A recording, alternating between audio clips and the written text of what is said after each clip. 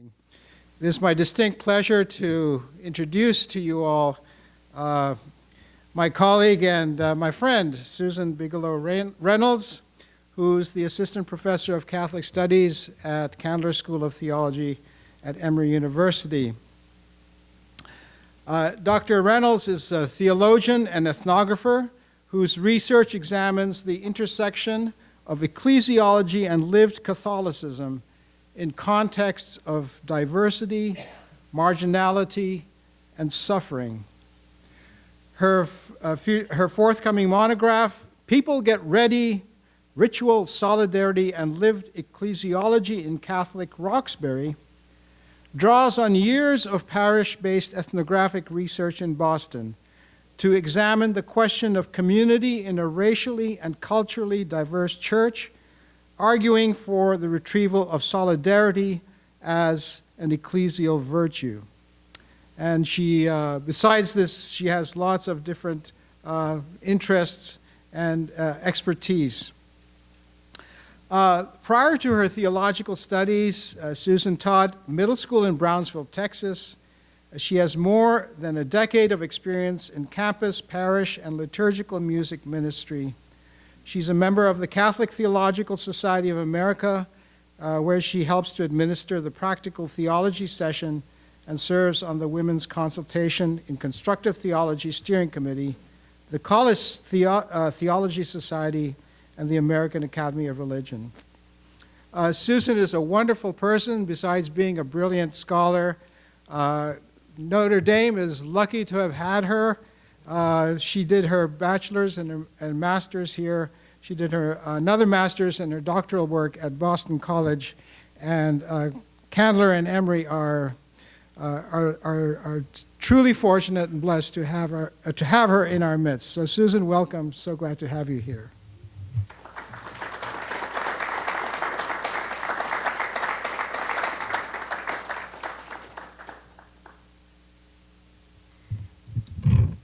Thanks, Arun, for that really lovely introduction. Arun is just saying all of those nice things because I spent the past year with him serving on a curriculum revision committee that required a tremendous amount of work. No, thank you so much. I really want to begin by thanking Sister Madge Karecki and my dear colleague Arun, and in a particular way, Jennifer Aycock, for your work in bringing this gathering to fruition. This is my first time at the ASM, but it's an association that I hold in high esteem because it's the scholarly home of several beloved mentors and friends. So it's really a privilege to be here with you all.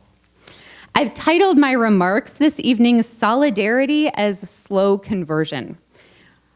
Over the past 4 decades, we've witnessed the emergence of what has become known as the slow movement, a broad-based commitment to reclaiming time in a world obsessed with productivity, efficiency, and the ceaseless performance of mastery. The movement traces its origins to 1980s Italy, where activist Carlo Petrini mounted an ultimately unsuccessful campaign against the opening of McDonald's in the historic Piazza di Spagna. Petrini's protest eventually gave rise to the international slow food movement. Adherents seek to preserve local food cultures and traditional cooking methods while protecting biodiversity. Its logo, appropriately, is a snail. The idea of slowness as resistance has taken root in other spheres as well. So-called slow fashion, for example, resists the labor exploitation, wasteful consumption, and global environmental degradation of the fast fashion industry. In higher education, scholars Maggie Berg and Barbara Seaver observe how the corporatization of the university has given rise to a culture of ceaseless productivity, leading to the exploitation of academic labor and undermining the genuine pursuit of knowledge.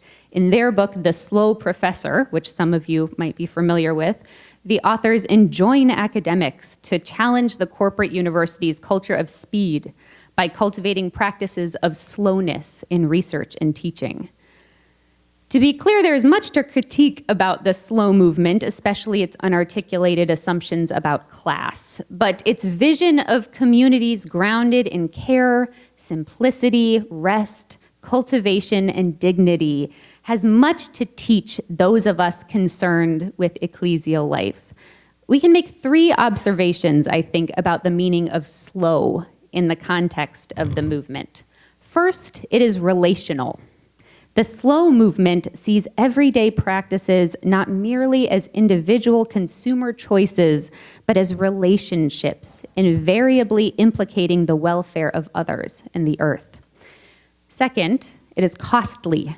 It entails a sacrifice of money, time, efficiency, material goods, and prestige, espousing something like what Jesuit Dean Brackley called downward mobility.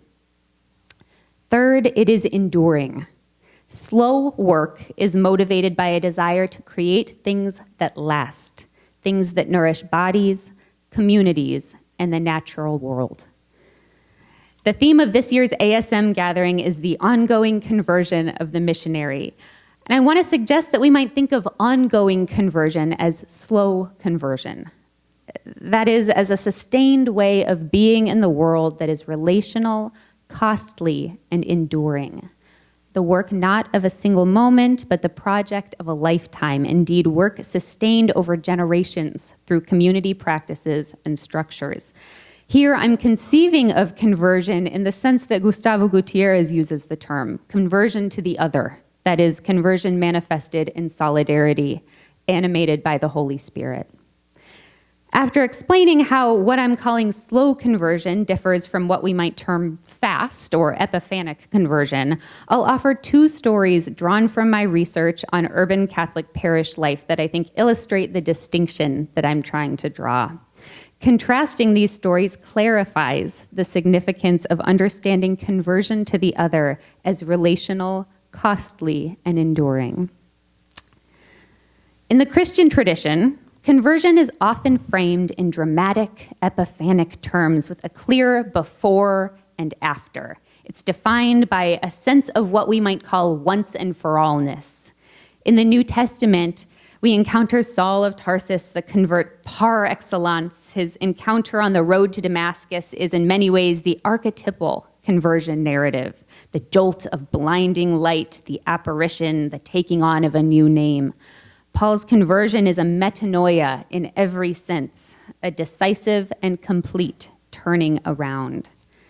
Other well-known conversion narratives are no less defined by once and for allness. Bartolomé de las Casas, for example, the 16th century Spanish priest and missionary who was among the first colonists to speak out against the atrocities of the encomienda system in the West Indies, offers one example. Las Casas recounts the story of his conversion in History of the Indies. As he prepared to celebrate the Pentecost Eucharist for Spanish rulers in Cuba, his eyes were suddenly opened to the evils of indigenous enslavement. Fueled by conviction, he devoted the rest of his life to prophetic advocacy in defense of the Taino people. Like Paul, Las Casas turned from complicity in repression to the defense of those he once persecuted. We can all summon to mind other well-known conversions as well, from St. Augustine to Francis of Assisi, Ignatius of Loyola to Oscar Romero. It's no surprise, I think, that the conversion narratives that loom largest in our collective social imaginary are those of men. In these hagiographies, we receive what I would argue are highly masculine portraits of conversion.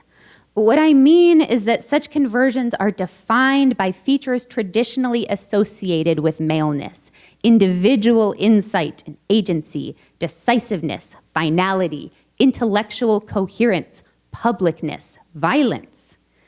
Above all, they're marked by Pauline conviction, stark and unambiguous. Though these, indeed, it is their lack of ambiguity, their lack of in-betweenness that makes them compelling.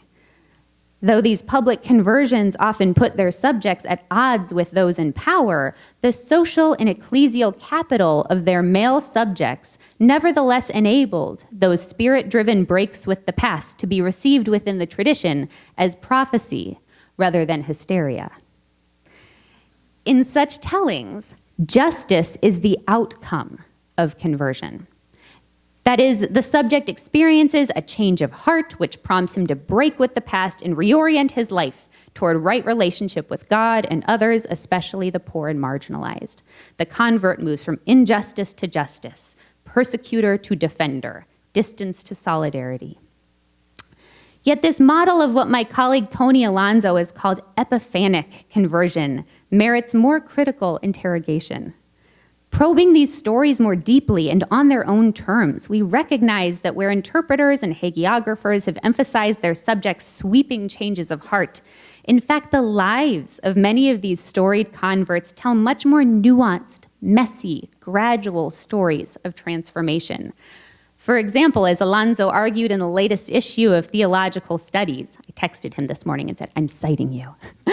While interpreters from Enrique Russell to Roberto Goizueta have characterized Las Casas' life in clear before and after terms, framing his conversion as a singular turn from complicity to justice, overlooks the ways that his change of heart was actually far more incremental. Las Casas' Pentecost insight in 1514 marked the culmination of what his own writings to reveal to be a much more gradual, much slower recognition of the atrocities of the encomienda system.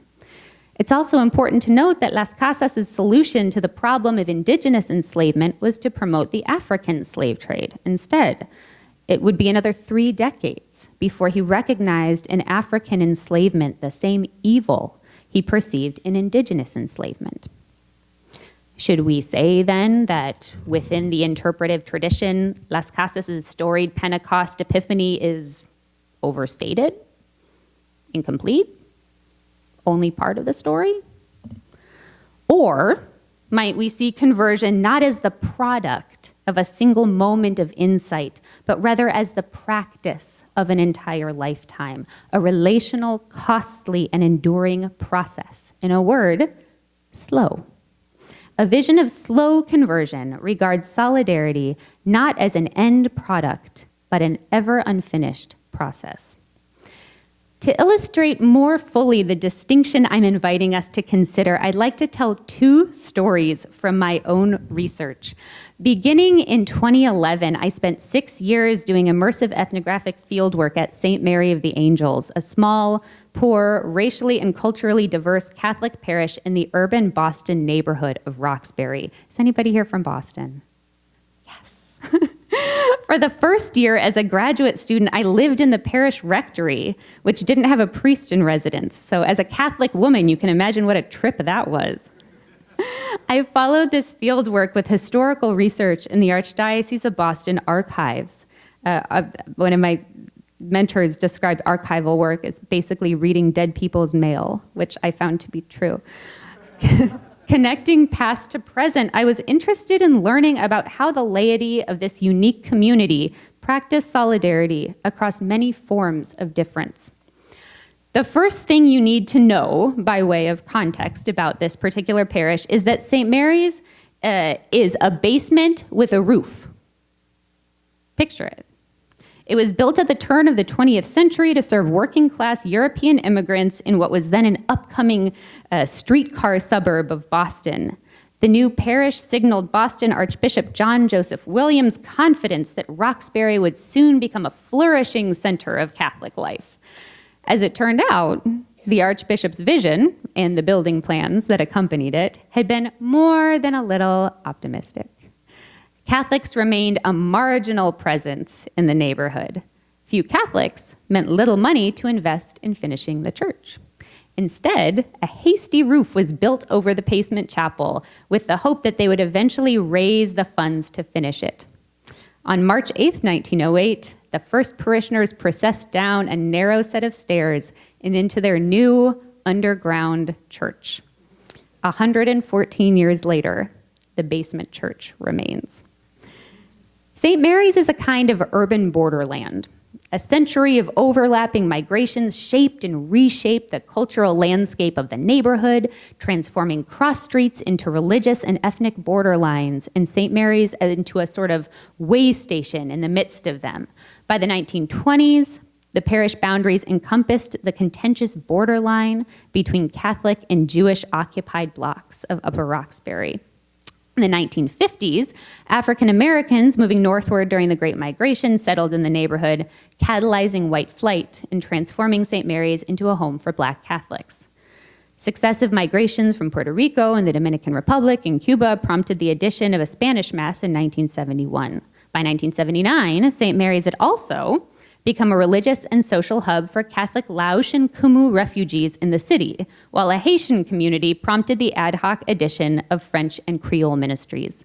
By the 1980s, the tiny church was sustaining a community of some 40 nationalities. If the 20th century was supposed to be a story of upward mobility for U.S. Catholics, St. Mary's had apparently missed the memo. While their suburban counterparts were busy ingratiating themselves into the American middle class, St. Mary's was serving a Black, Caribbean, Latin American, Laotian, and Irish American community of immigrants, refugees, and workers. By the time the Second Vatican Council summoned the church to solidarity with the world, St. Mary's had long since thrown in its lot with its urban neighborhood, forging community and working for peace in the face of racism, poverty, violence, and institutional neglect. By the early 1960s, white residents of Roxbury had begun to move en masse to the suburbs, taking jobs, industries, and resources with them. Roxbury was seen by city officials and archdiocesan authorities alike as the consummate Boston ghetto, the notorious problem child of inner city Boston and epicenter of urban decline. So-called blighted neighborhoods around Roxbury were targets of 60s-era urban renewal projects, many of which did more to displace poor Black residents than they did to rejuvenate the area. For the church in Boston, the city's gaping racial divide was also a geographical and political one. Middle and upper-class white Catholics were to be increasingly found in suburban parishes, while predominantly poor Black and Hispanic Catholics were disproportionately concentrated in urban centers and worshipped in under-resourced inner-city parishes like St. Mary's. For some archdiocesan leaders, the racial divide had become a source of major pastoral concern, even as ecclesial dynamics contributed to the rift. Virulent racism was a persistent feature of the Boston Catholic landscape. Boston's Cardinal Richard Cushing often took bold public stances against racism, issuing statements decrying the hypocrisy of white Catholics who participated in the sacraments on Sunday, yet spent the rest of the week with their backs turned to their neighbors of color. He once bluntly reminded believers in a pastoral letter that the consequences for the sin of racism is hell. The price of segregation here below, he warned, may well be segregation for all eternity from the company of the elect. Yet despite Cushing's fervent appeals for racial justice and despite the efforts of organizations like Boston's Catholic Interracial Council, white Catholic attitudes on race remained virtually unchanged. In 1965, the CIC, Catholic Interracial Council, wrote a report that, quote, "The majority of Negroes is now convinced beyond any doubt that the majority of white Catholics, lay and cleric, is against them. Black Catholics," they wrote, "find themselves facing a crisis of faith by reason of the fact that the white voters of Boston, overwhelmingly Catholic, seem to have locked the door to the ghetto and thrown away the key. Indeed, the racist upheaval over busing-based school integration that would define the following decade in Boston would be led largely by white Catholics." So, that's the context. The confluence of Vatican II, the war on poverty, and the civil rights movement turned ecclesiastical attention at this point toward the plight of the urban poor. St. Mary's became the site of two mission-driven attempts to cultivate interracial solidarity in Roxbury. The first was a 1965 pilot program established by Boston's Cardinal Cushing, aimed at providing pastoral intervention to inner-city parishes called the Roxbury Apostolate. The missionary endeavor sought to reimagine parish structures and clergy roles in light of Vatican II's call to solidarity with the world. The second was the establishment of the St. Mary's Parish Pastoral Council around 1969. Seizing the post-conciliar ethos of collaboration and innovation, laity leaned hard into their newfound power to place the struggling parish into a relationship of costly solidarity with the increasingly marginalized community it served. Let us now look more closely at each of these initiatives in turn. So first, Vatican II and the Roxbury Apostolate, which we might term solidarity from above. It was clear that the Boston Catholic Church's racism problem would not be solved by powerful words, nor by prayerfully waiting for white Catholics to have a change of heart. What was needed instead was a structural commitment to the city and its parishes and its people. In the summer of 1964, the Archdiocese sent a group of seminarians to participate in a month-long inner-city immersion program at St. Joseph's, another parish in Roxbury. During their weeks in the city, the men worked for community organizations like the Massachusetts Freedom Movement, visited parishioners in their homes, and conducted voter registration drives. In the evenings, they heard lectures from local leaders, organizations, and educators. The seminarians collected their critical reflections on the experience in a report to Cardinal Cushing. The Roxbury Report, as they titled their conclusions, recounted the conversion to the poor that they had experienced during their month in the city. During a talk one evening, they wrote, the speaker told us, quote, why some Christians can be racists without realizing they are wrong. When you don't know, it doesn't bother your conscience, the speaker said. We have come to know, and our consciences are bothering us. Moved by their immersion in Roxbury, the seminarians argued for a pastoral approach to the inner city grounded in a prophetic stance against racial and economic injustice and greater cooperation between parishes and local community organizations. Most striking was the Roxbury Report's examination of the fraught relationship between suburban and urban parishes, which was a proxy, really, for describing the relationship between white Catholics and Catholics of color. In essence, the report contended that the fundamental problem was white Catholics' refusal of solidarity to their black and brown neighbors. Placing the church's neglect of Roxbury in historical perspective makes the irony of this conflict particularly striking. Like St. Mary's, most parishes in Roxbury were established during a period of late 19th and early 20th century church building, fueled by commitment to providing for the spiritual and social needs of immigrant Catholics. But as the Boston Irish seized post-war opportunities for upward mobility, so did the church. Once African Americans began moving into the city, the institution, like many of its white faithful, made a preferential option for the suburbs. The report concluded that racial injustice in Boston parish life could only be addressed by a systemic ecclesial recommitment to the city.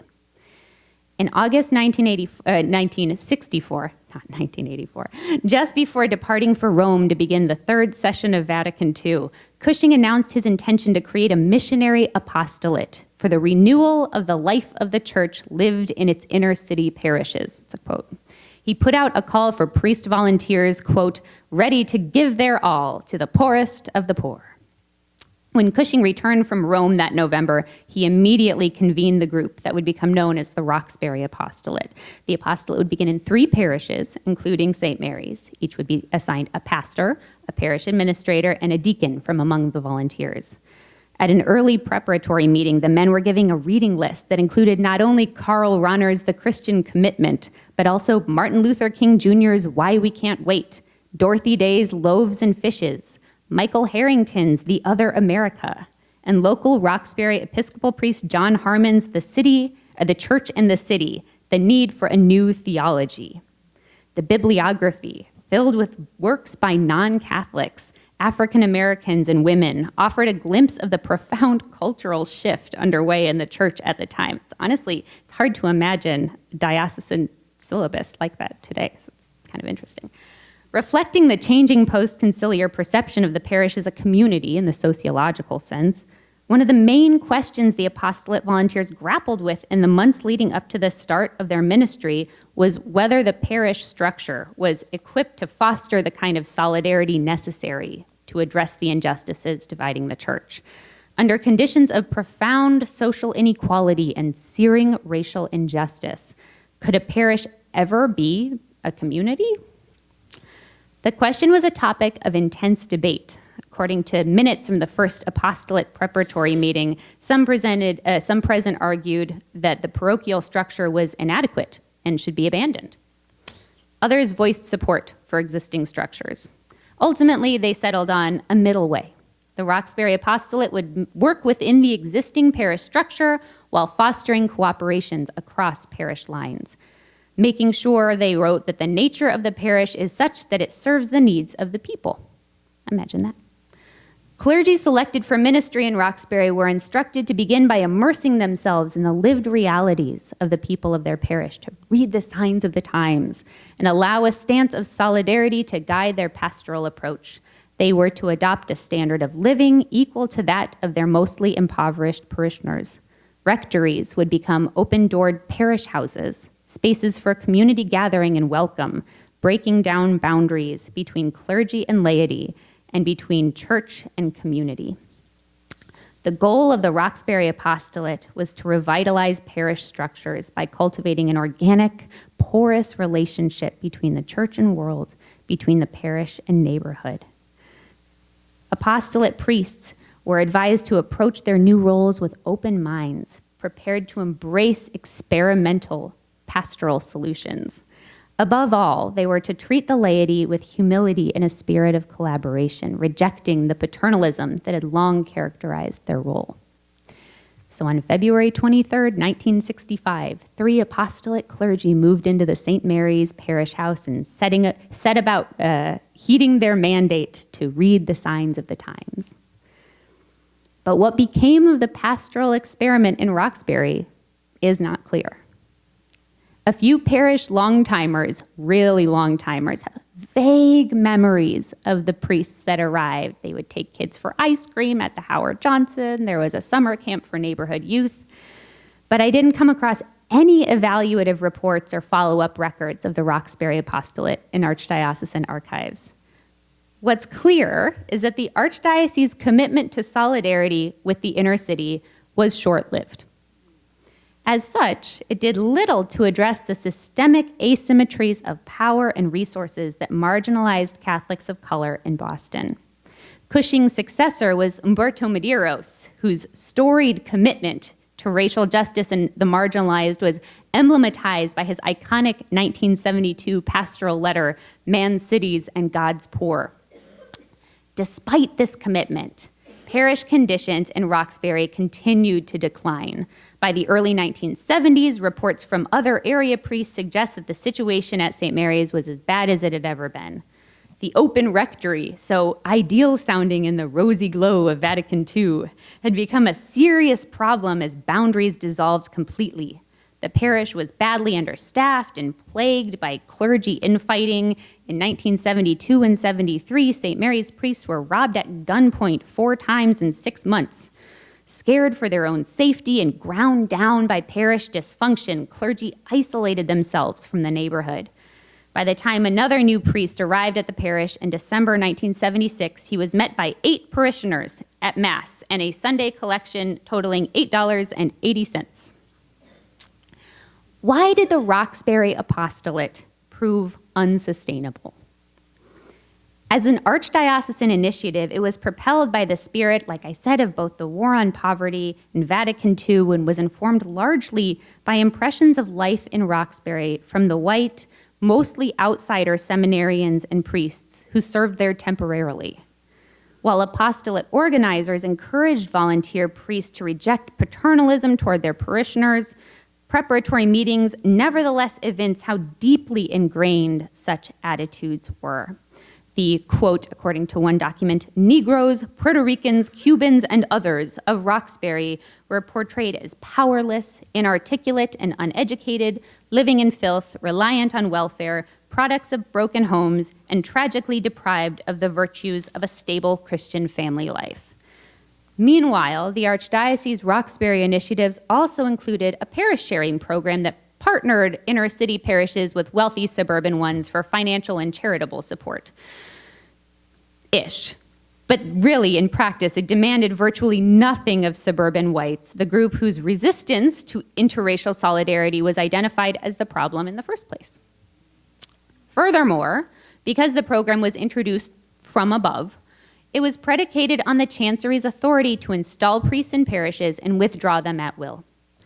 While implemented with an ostensibly genuine desire to do good for Roxbury, the fact remained that archdiocesan support for the upstart program could be withdrawn as swiftly as it was given. Given that I found no traces of follow-up whatsoever, this seems to be exactly what happened. In a hierarchical institution characterized by frequent personnel change, even the worthiest pastoral initiatives can atrophy when the individual who pioneers them is transferred to another post, or when budgetary constraints demand or offer a convenient excuse for their dissolution. Thus, while it would be easy to look at this period in St. Mary's history as a hopeful but ultimately unsuccessful attempt in the parish-level implementation of Vatican II's vision of mission to and with the world, what the story of the Roxbury Apostolate actually suggests, I'd argue, is the failure of a certain genre of solidarity propelled by epiphanic conversion of well-intended outsiders and reliant on transitory institutional goodwill. Program 2, the Parish Pastoral Council, which we might term, somewhat inaccurately, solidarity from below-ish. The heady beginning and ambiguous end of the Roxbury Apostolate invites a shift in focus to the grassroots. How did laity in Roxbury receive Vatican II's call to solidarity? One way was through the advent of the Parish Pastoral Council. Vatican II recommended the incorporation of lay people into parish leadership in an advisory capacity, particularly with respect to its pastoral and apostolic work. The decree on the apostolate of the laity laid the groundwork for structures of cooperation and collaboration between clergy, religious, and lay people. Following Vatican II, the Archdiocese of Boston released guidelines urging priests to form pastoral councils, quote, for that uniting of hierarchy and laity which the council sees as absolutely necessary. Some of the initial details were hazy. The structure and purpose of parish councils would be interpreted and reinterpreted and clarified and eventually codified in the 1983 revision of the Code of Canon Law. But at St. Mary's, parishioners aching for a sense of agency perceived an opening and ran through it, establishing a parish council of their own. The multiracial 14-person council included lay women and men as well as the parish's 2 priests. During the spring and summer of 1969, the parish council made a series of bold decisions to place the struggling parish into a relationship of costly solidarity with the increasingly marginalized people and neighborhoods it served. The first thing the council did was vote to transfer the parish's bank accounts from the First National Bank of Boston to the Unity Bank and Trust Company of Roxbury, the first Black-operated bank in the city. The move, the council chairman explained, was meant to demonstrate solidarity with the Black community in and around the parish. Composing a request to the Chancery for the transfer of the parish's funds, Parish Administrator Father William Coulter attached a copy of the parish council's decision to his letter. That was a mistake.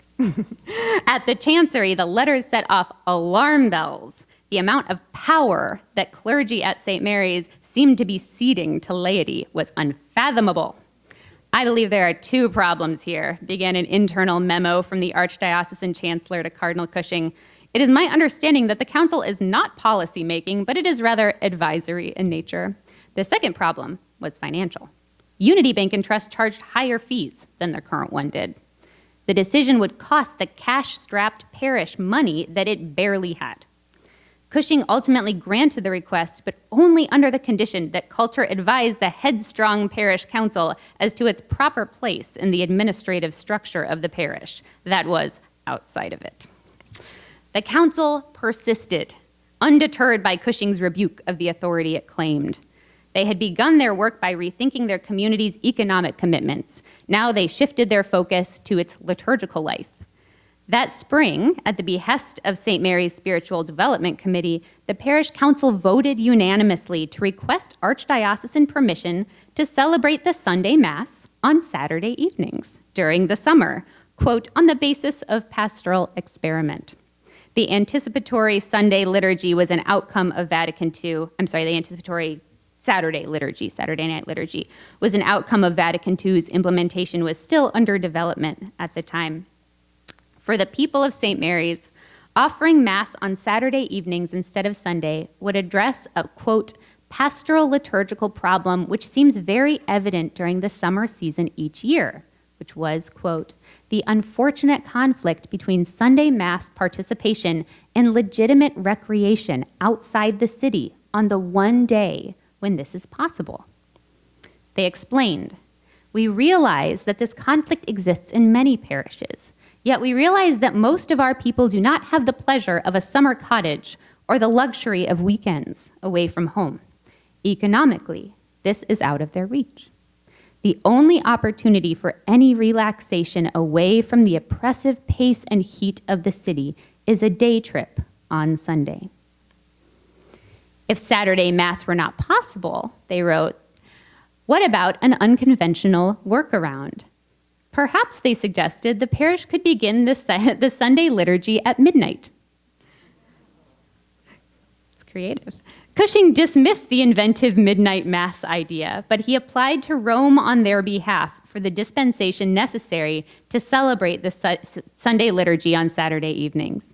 The Vatican granted the dispensation, giving Cushing the authority to allow the accommodation to any parish in the archdiocese that requested it.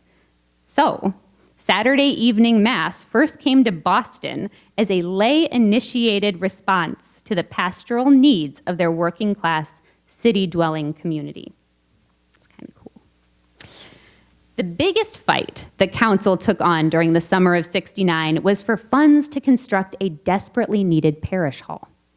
Circumventing their priest, who was reticent to pursue the matter, the parish council appealed to the Archdiocesan Commission for the Promotion of Parish Councils for support.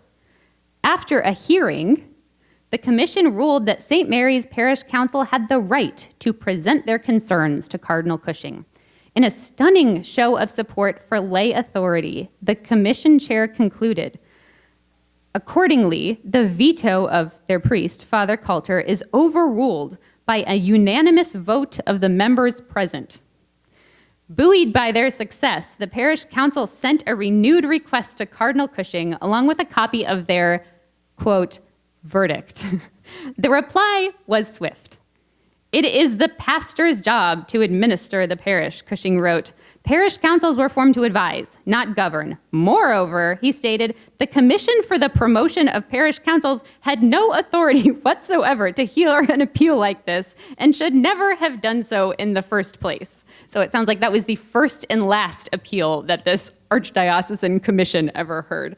To grant this kind of power to laity, he concluded, would be to take away the administrative authority of the pastor. Their request for funds was denied.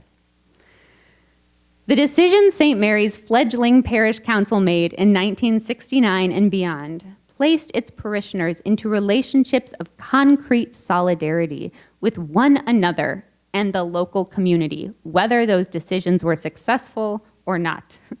The decisions were costly in more ways than one. Moving the parish's accounts to the city's Black-operated bank resulted, as I noted, in a small but consequential financial loss for a parish so poor that it relied on subsidies from the archdiocese just to keep its lights on. But the parish council's decision also cost the parish social capital. The laity's show of strength invited the suspicion of the archdiocese on whose support St. Mary's relied for its survival, and placed the community at odds with one of its own priests. The decisions were also about power, a demonstration of the laity's willingness to lead and a defiance of the hegemony of clerical authority that had so often proven unreliable. As chancery officials were quick to point out, and as subsequent ecclesiastical interpretations of parish councils made clear, St. Mary's laity were exercising authority that they did not technically possess. Parish councils were to function more like advisory boards than boards of directors. Yet in a church that previously accorded laity no formal role in the direction of parish affairs, the Parish Pastoral Council, even in its advisory capacity, felt like a real opening, a seat at the table. It was not so much a case of using the master's tools to deconstruct the master's house, in the words of Audre Lorde, but rather the opposite, using the master's tools to open the house's doors as wide as they could go without falling off the hinges. Despite the dismal conditions of the ensuing years, conditions that arose from near total and perhaps retaliatory institutional neglect, this solidarity became the early parish council's greatest legacy, and when shutdown threatened the parish in 2004, the singular cause of the parish's survival. But that's another story. In the story of Vatican II era Roxbury, we glimpse then these two models of solidarity: the earnest, high-minded Roxbury apostolate, and the mundane but participatory structure of the Parish Pastoral Council. Surely, without knowing the deep histories of the place, one would likely regard the former as a more promising site of conversion. After all, it involves many of the hallmarks of our classic conversion narratives: heroic missionary immersion in the world of the other, startling encounter, sincere conviction, written testimony, the specter of inner-city violence. Sent from St. John's Seminary 7 miles and a world away to Roxbury, the seminarians were knocked off their proverbial horses. Their eyes were opened, their hearts transformed. Like Las Casas, they recognized at once the imperative of justice and, to some degree, their own complicity in upholding the racial status quo. And yet, the attempt to construct ecclesial solidarity based on this epiphanic conversion proved fleeting. By contrast, it's hard to imagine anything less compelling or heroic or sexy than a parish pastoral council meeting. Having attended my fair share of St. Mary's Parish Pastoral Council meetings in the present era, if I could think of one word to describe these meetings, it would be slow. Everything is translated between Spanish and English in real time, and long-timers have adopted a sort of stop and start cadence in their speech to enable time for translation. Meetings rarely end on time, and when they do, there's always more work left unfinished. This is not a place of once and for all, but of bearing with. Thus, of the two Vatican II era attempts to cultivate solidarity within and beyond the church, it was this profoundly mundane parish-level intervention that gave rise to enduring self-sacrificial relationships. A friend who lived in a Catholic worker house once told me about a sign that hung in their kitchen that read, "Everybody wants a revolution, but nobody wants to do the dishes." Isn't that so good? Figuratively and literally, parish council meetings were where the people of St. Mary's did the dishes, where, in the most quotidian ways imaginable, this community of difference sustained their commitments to one another and the neighborhood, where they worked out what theologian Sean Copeland calls the wrenching task of solidarity. When I first started asking parishioners about their relationships at St. Mary's, especially their friendships with parishioners of other races, ethnicities, and life situations, I expected them to wax poetic about the beauty of worshiping in such an inclusive community, of receiving the Eucharist alongside believers from all walks of life, seeing the face of Christ in the other. Instead, like good community organizers, they mostly talked about meetings, especially parish pastoral council meetings. One woman, a longtime parishioner in her 50s, said, "I go to parish council and I think, oh, I love all of these people. You know, it's the same tired issues, but I still love all of these people." Sort of the power of the laity persisting through all the ups and downs and transitions of pastors. Another parish council member and longtime parish leader from the Dominican Republic said, when I asked her about who she felt closest to at the parish, a lot of the folks that she named were people in both the English and the Spanish communities that she met through parish council meetings. She said, "We worked together for so many years. This is the group that for any problem that happens to any of the parishioners, I can just call and say, listen, we have to sit down and resolve this, okay?" So I feel like I have a closeness with them. In the present moment, in which traditional markers of success in ministry paint a dismal picture, at least in this country, perhaps it's time to dream differently about the ends toward which we strive. The times call us to a certain humility. Perhaps it's time to think slow, to see the cultivation of costly and enduring relationships as the greatest possible gift. Thank you.